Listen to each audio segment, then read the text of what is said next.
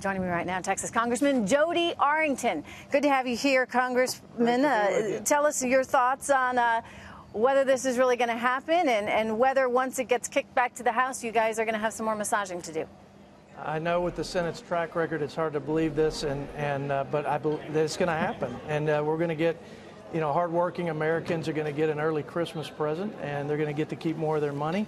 We're going to make America competitive again, and we're going to get this economy growing.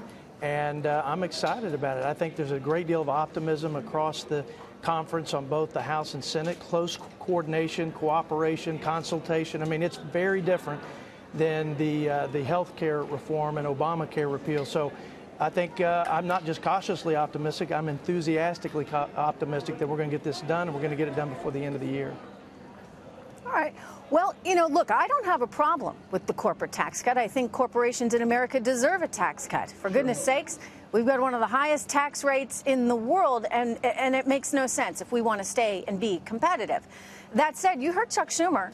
You know how they're trying to present this. They're saying this is just a giveaway to corporations. It's not doing enough for the middle class. The tough part of that, of course, is that the middle class doesn't really pay much in the way of taxes anyway, and you've got half the country paying nothing in terms of federal income tax. So how do you satisfy this sort of PR move in that what's good for business actually is good for middle class Americans? If you would pass along to Mr. Schumer that the 1980s called and they want their talking points back, okay? Those are tired, old, hollow. If somebody needs to read the bill, it's Chuck Schumer.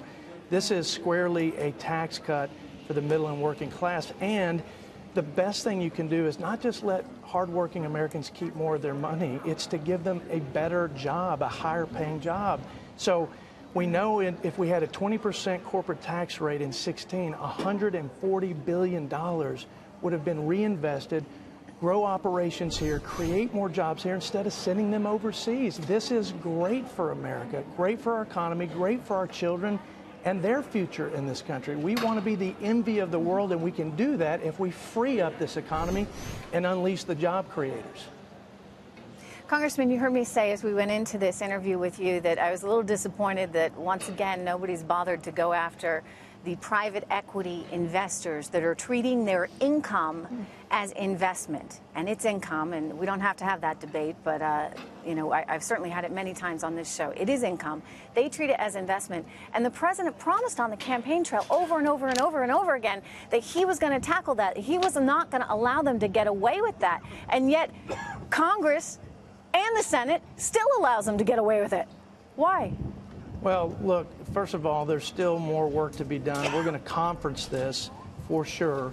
But what we need to focus on is making sure we have tax cuts that are permanent, tax cuts that are immediate in their impact. We don't need to delay them. We need to put a stake in the heart of the death tax.